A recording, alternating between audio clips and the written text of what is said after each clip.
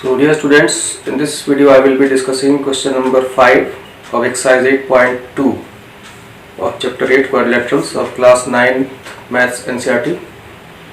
See question number 5. Here question is like this: in a parallelogram, E and F are midpoints of sides AB and CD respectively. Show that the line segments AF and EC. This point is EC. This should be EC. Trisect the diagonal BD. So first see the figure. There is a parallelogram ABCD. ABCD is the parallelogram,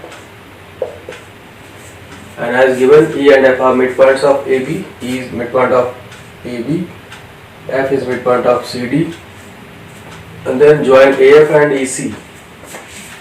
AF is joined, EC is joined, and then also BD is joined. So these points of P and Q. तो ये आपका diagram है. ABCD एक पैराग्राम है.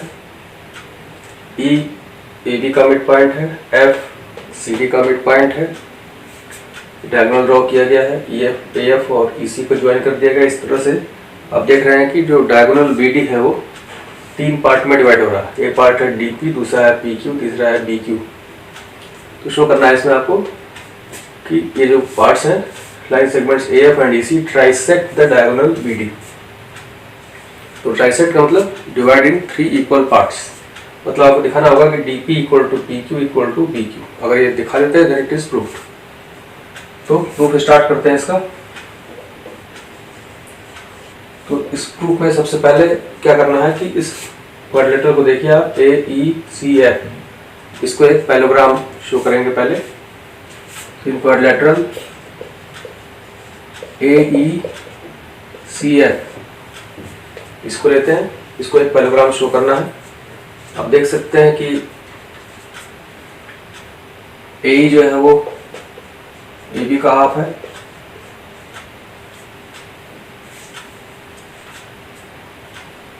और CF इस CD का half.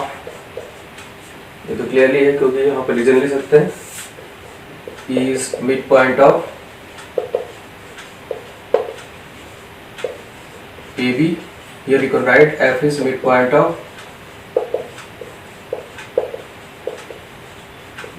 CD. F is midpoint of CD.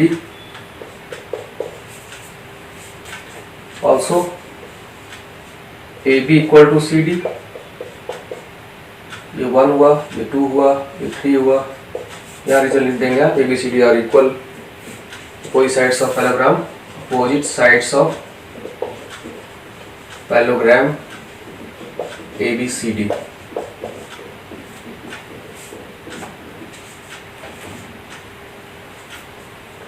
तो अब आगे चलते हैं इसको.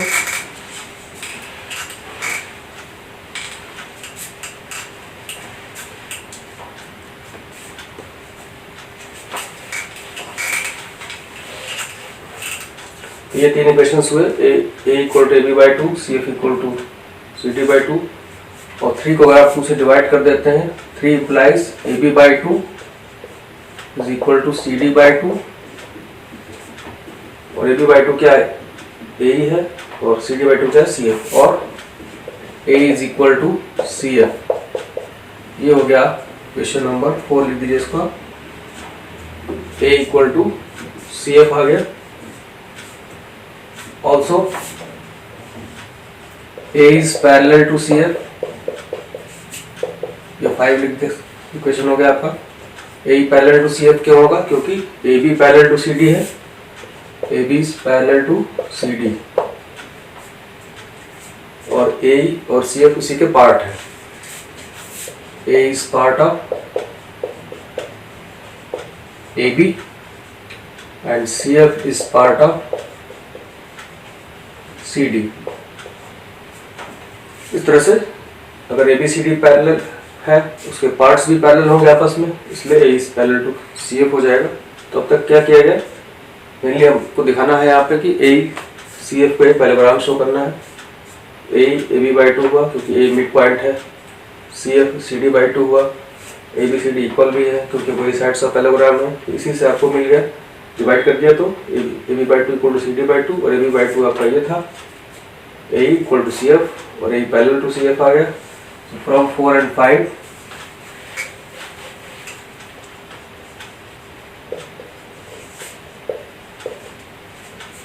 one pair of, we observe that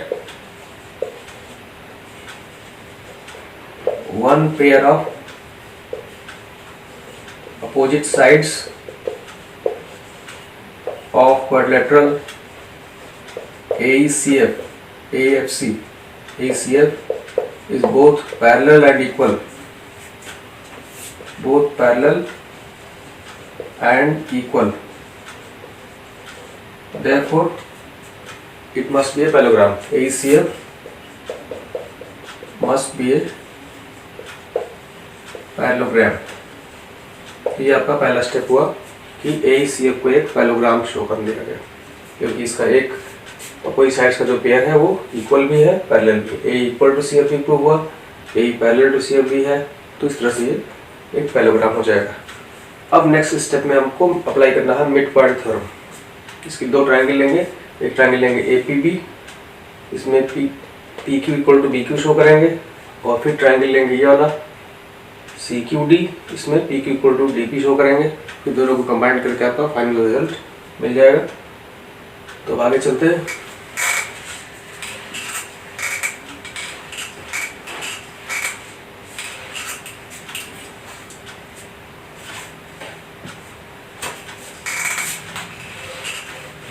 तो in triangle APB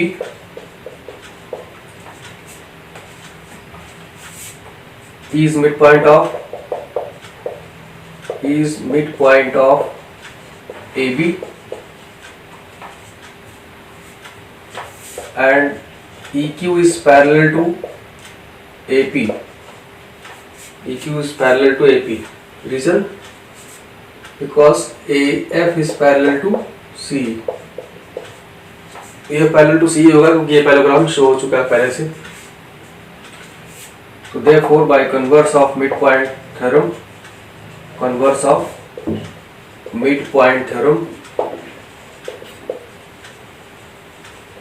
यहाँ पर आपको converse of mid point theorem apply करना है।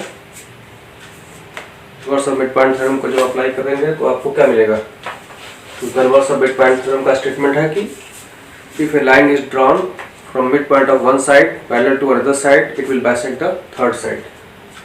तो इसलिए आपका जो ये मिड पॉइंट है आपका AB का मिड पॉइंट से इसके पैरेलल लाइन ड्रॉ हुई, इसलिए Q जो वो PB का मिड पॉइंट होगा। This implies PQ must bisect PB और PQ is equal to BQ। ये आपका क्वेश्चन नंबर 4 या 5 है। अगर 5 हो चुका है इसको तो आप 6 लिख सकते हैं। यहाँ पे 6 डाल दीजिए नंबर इसका। PQ इक्वल टू BQ आ गया, तो क्लियर हुआ है। इस ट्रायंगल APB में E मिड पॉइंट था, EQ पैरेलल था AP के। क्यों पैरेलल था? क्योंकि AF पैरेलल टू C है। AF पैरेलल टू C क्यों? ये पैरेललोग्राम पहले शो कर चुके हैं, इसलिए by converse of mid point theorem EQ must bisect BP, इसलिए PQ बराबर BQ है। Again in triangle CQD, F is midpoint of CD, F is midpoint of CD, FP is parallel to CQ, यहाँ भी वही reason होगा आपका, since AF is parallel to C, therefore by converse of midpoint theorem,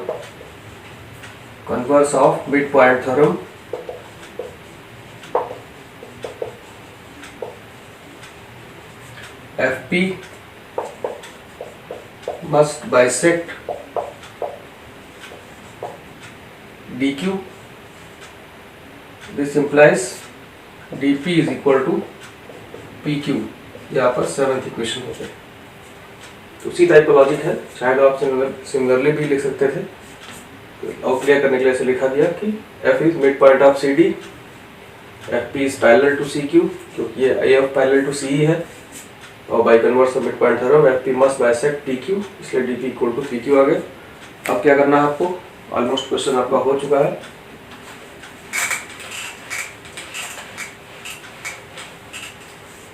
अब इन दोनों equations को आपको combine कर देना है फ्रॉम 6 and 7, फ्रॉम 6 and 7 क्या मिला आपको, dp equal to P Q equal to B Q.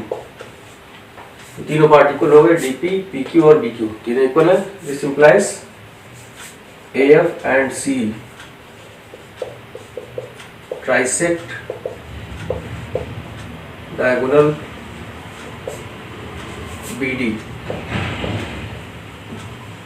इस तरह से यह प्रूफ आपका यहाँ पे कंप्लीट हो जाएगा। इस तरह से पहले इस क्वेश्चन में आपको मेनली क्या क्या स्टेप्स फॉलो करने हैं। सबसे पहला स्टेप है कि AECF को आपको एक पैरेललोग्राम शो कर देना है पहले, क्योंकि उसको जब आप शो करेंगे तभी आप converse of mid point theorem के लिए पैरेलल वाली कंडीशन पा सकते हैं।